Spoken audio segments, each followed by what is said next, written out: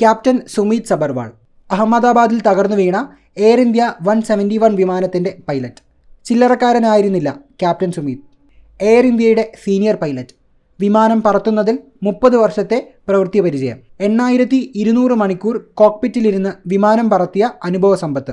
Airbus A310, Boeing 777, dreamliner വിമാനങ്ങൾ പറത്തിയിട്ടുണ്ട്. എന്നിട്ടും ലണ്ടനിലേക്കുള്ള യാത്ര അദ്ദേഹത്തിൻ്റെ അന്ത്യയാത്രയായി. സുമീത്തിൻ്റെ പിതാവ് DGCA ഉദ്യോഗസ്ഥനായിരുന്നു.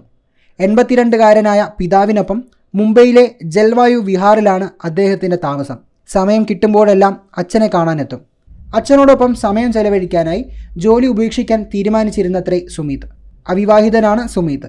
അച്ഛനെ പരിപാലിക്കാനാണത്രേ വിവാഹം വേണ്ടെന്ന് വെച്ചത്. അഹമ്മദാബാദിൽ നിന്ന് പുറപ്പെടുമ്പോഴും അദ്ദേഹം അച്ഛന് ഫോൺ ചെയ്തു. ലണ്ടനിൽ ലാൻഡ് ചെയ്ത ശേഷം വിളിക്കാമെന്ന് പറഞ്ഞു. ഇനി ആ ഫോൺ കോളില്ല. അച്ഛനെ തനിച്ചാക്കി സുമീത് മടങ്ങി.